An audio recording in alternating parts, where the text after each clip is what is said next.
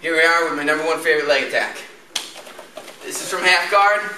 I like this attack a lot because it's really sneaky. Okay, you don't see it coming. I never want to say you invent anything because the world's too big and it's been going on too long. Somebody's always doing it. I've never had anybody teach me this though. I developed it because I had a training partner.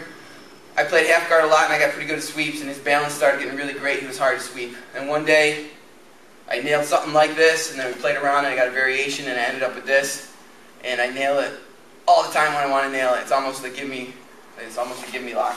So let's say I'm down here, I can have an underhook, and I'm in half guard. I like to be on my hip with both hooks in. Okay, some people call this an open half. Name doesn't matter. I'm calling it a half guard for right now. He puts the leg up. A lot of guys do that, start to push and pass.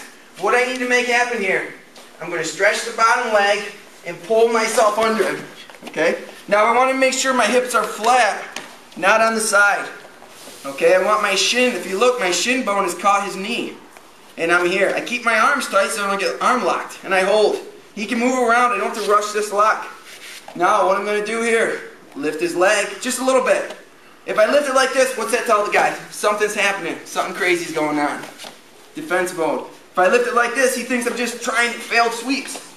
I lift it, bring my leg under. Now I open my knee up, use my hip flexor, come around, lock it right here. Both my hands shoot up, gable grip his hip, pop my hips up, and it's a tight lock.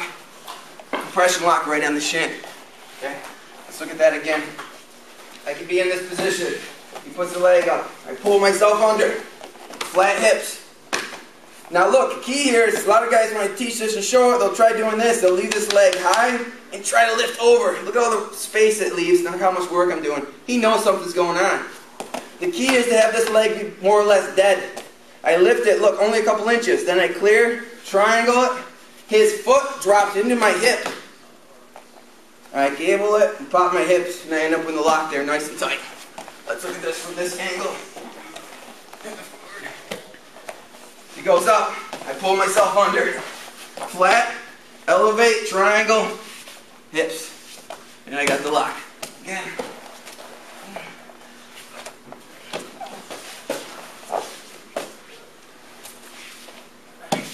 One more time. Let's go this way. I can be half guard. Not alerting the guy. He puts the leg up. He's beginning to pass. I go under, flat back. Elevate the leg, dead leg. Clear. Triangle. Drops to my hip. If he jumps ship, it doesn't. I finish it from the top. It's worse because now it's my body weight. Okay? And that's the #1 leg attack that we like.